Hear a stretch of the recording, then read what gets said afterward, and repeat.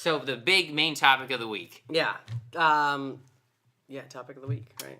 It happened, everybody. The fall finales happened of The Flash and Arrow. First, let's get into The Flash, because honestly, not much happened. We got to see someone introduced that was going to be pretty cool, depending on how that works. Wally. Yeah, Wally West. I thought that was my biggest problem with before you get into that. Okay. I don't know who Wally West is. I know of him because he's a Flash, right? He's Kid Flash. Right. I thought he was like their son or something. How does that work with the last name? He's his nephew. He's always been his nephew. Okay, cool. How does he get his powers? In the comic books, he got his powers because because he felt like it keeps all of his, the same exact arrangement of chemicals that caused him to become the Flash in a back room. I remember this. And then it also gets struck by lightning and happens to hit Wally, and then he becomes the Kid Flash. He's like, wow, this is weird. Yeah. Okay, cool. But I don't think they're going to do that in this show, because it's kind of silly. No, it's really silly. So that's a thing. And then, but moving on from Wally, which was cool, and I thought the episode was very good as far as just an episode, but just compared to the episode, the Arrow episode, it's just like no comparison. But my biggest problem with it was Trickster.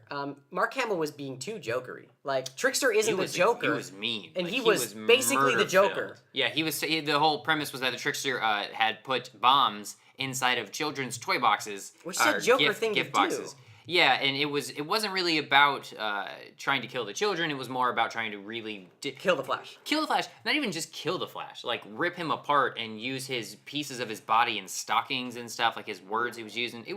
It was aggressive for the Rogue Gallery, because knowing Captain Cold and Trickster's not that so dark. Different. No. Well, I mean, in the show I wouldn't have known this if I hadn't have read the comics to know that he's not that dark. Yeah. I don't know, but Captain Cold was delightful as usual. Yep. And he did everything I wanted him to do. He's going to be great in Legends of Tomorrow. I can't wait. I'm just so excited about him. He's the best. So what are some of the main things that have happened in the show this mid-season, the whole thing leading up to it?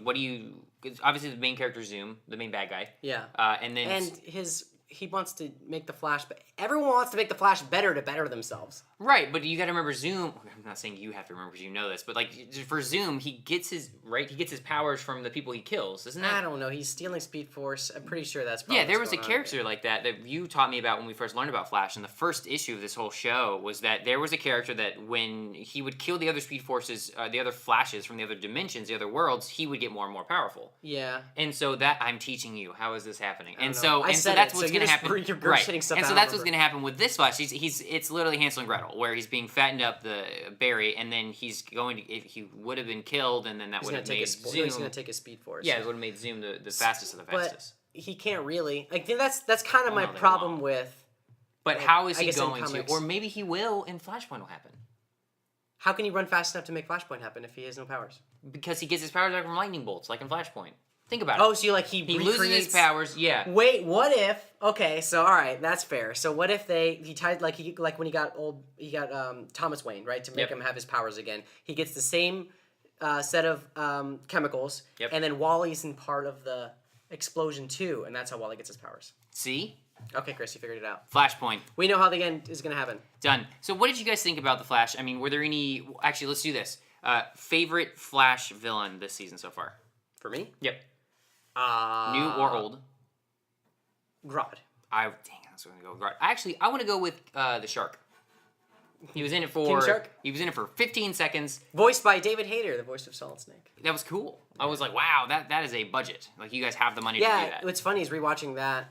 It looks. I mean, they have it now in all the opening, like my name is Barry Allen. Oh yeah. I'm the fastest man alive. And it shows King Shark and Grodd because they're like, look at this budget. Keep using those scenes over and over again. We have to make our money back on it. Yeah. So that was fun.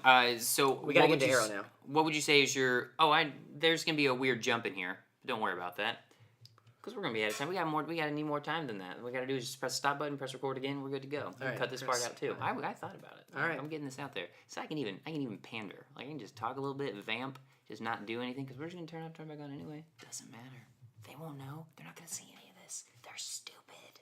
You're gonna leave that in. Okay. So, what was your least favorite villain of the season? It's a big deal. The mid-season, we've had 13 episodes so far. Or 9. Trickster really disappointed me. I love Mark Hamill, but I didn't like the version of Trickster. I mean, in the last season when they did Trickster, he still seemed relatively jovial. This one he just was so dark. just He's angry. just too dark for me. Yeah, and then like the doll factory where there was the dreidel. I like how they incorporated Hanukkah. Into Yeah, the show. I love that both. That was fun. I like that both these shows are kind of real time. Yep. So Thanksgiving is around Thanksgiving, and like Christmas around Christmas, and I think that's really cool that they do that. Yeah. So, all right, let us know in the comments below what your guys' favorite character was so far this season on The Flash, what you thought about the finale, the mid-season finale. Honestly, very low stakes. Nothing has dramatically changed in the world except for Harrison Wells saying that he's going to help get rid of Barry Speed Force and obviously the introduction of Wally West. But very anticlimactic. So, there's that. Yep. So one of the biggest things that's happened this week was that my lovely fiance hates Taylor now because we have a very active Instagram account, very active Twitter account, ComicChatWGat, on both of those platforms, and we watch stuff on day one most of the time. We try our best. Yeah, and so Taylor did live tweeting the event. He was posting pictures, doing a lot of stuff, interacting with fans. It was really fun. Arrow, yeah. But for the Arrow finale, there was huge spoilers. Clearly, we didn't put a spoiler alert on the Flash There's just nothing really to because there spoil. was nothing to spoil. Yeah, come on. Wally was there, but you kind of do that. Huge thing to spoil this week, obviously with Arrow. I mean, we're a week later. I'm assuming you've watched it. We're assuming you've watched it. But spoiler. Yes, spoiler. So you can honestly, we're not going to talk about anything else after this. So if you don't want to, yep. No, we'll see you later. See you later. See you next week. Subscribe. Bye. Anyway, Dark Waters was the name of this episode. I thought when watching it, Dark Waters was a fun take on the name that they're going against Dark. Damien Dark. And then the Waters was because he was swimming in the waters in his flashback. Which, by the way, the most filler-filled flashback. It was so useless to have in this show. Also, how did he get that? The thing was waterlogged, but he just grabs. It was those probably water coated things. in wax. What That's what bull pirates crap. did. They put He wasn't a real all their pirate. maps in wax. That was just that guy, that rich They guy. laminated at their That made local the Kinko's. Mirakuru. It was a Kinko's fix, real quick, 24-hour turnaround, and they rolled it up. And Okay, put it in anyway, the let's show. continue on. I did not like the flashback. I thought it was stupid. I think that there was a shark chasing him at one point, and then he comes back and he's bit by the shark, and the shark's gone. You have money in Flash for a giant friggin' gorilla and for a giant shark man. Show a slight shark battle. It just seemed like filler. It seemed like they had to fill out a 45-minute episode, 40-minute episode, and they know they had to go to flashbacks at some point, and they wanted to just say like, oh hey, Barry's caught now because he's. Two of the flashbacks were him swimming to the boat. That was a flashback, and then him swimming from the boat. That was a flashback. Yeah. What a waste Also, of he time. sounded like a sweet mermaid. What a weird moment. Okay, so that was my only problem with the episode. So, long story short, Dark is now he's known. Everyone knows who he is because Ollie outs him. Yeah, Ollie's like, this is the dude who's been messing with He's our like, city. Ollie outs come free. Stop it. I'm the one who's supposed to be terrible. And so so now he's out there. Everyone is in danger. There's a big holiday party because Felicity will say, no, Hanukkah is a thing too. Yeah, that was It is not super Christmas. funny that they kept doing that. Oh, and she also found out that he was going to propose to her. Yes, found the ring. Because her mom found the ring when she's snooping. But then she discovered, wait a minute, you didn't propose when the souffles happened, and we've been here for months. And Well, the now you souffles propose. was, yeah. So what's going on? And then, of course, he's just like, we're in a dangerous line of work now. I don't want to be committed because I gotta hook up with groupies, and it's a whole different thing. And so now Felicity's upset. Oliver is upset. Mayoral duties. Gross. And so then here comes Dark. Dark walks in. He's telling him, like, look, I told you should have been on my side, but you're not, so now you're done. Yep. And he just whooshes his hand, and Oliver goes flying through a window. Yep. And they take Felicity, Diggle, and Thea. And so now Oliver's like, all right, clearly I'm going to kill myself so that everyone else can live. Well, it was a plan. But it in wasn't that. classic villain fashion, when they make a deal of you swap a life for a life, But also Malcolm Merlyn was part of that deal. You got to point that out because he comes as the Green Arrow, but it's Malcolm Merlyn Green Arrow. We haven't even gotten there yet. So they made the initial deal of, I'm going to give you my life for theirs. Yeah. And then Dark kind of alluded to it, but he never actually said he was going to do it.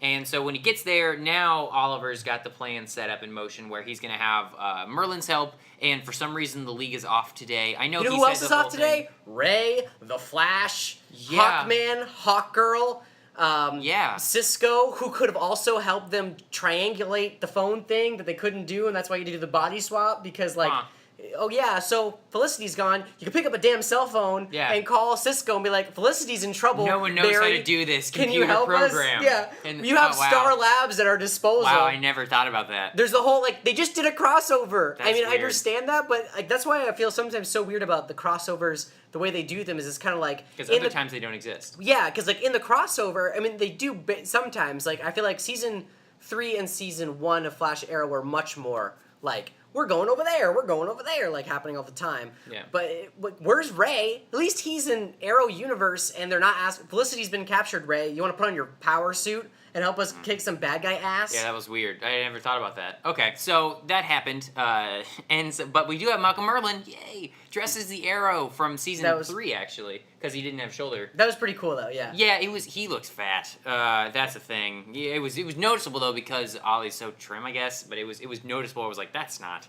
Arrow at all. Yeah. But anyway, so now the big part was what they were alluding to in the actual trailer was you were thinking, oh my god, Felicity's going to get killed in the gas chamber because one of Dark's devotees decided, you know, I'm going to sacrifice myself for the gas, and then something called Genesis.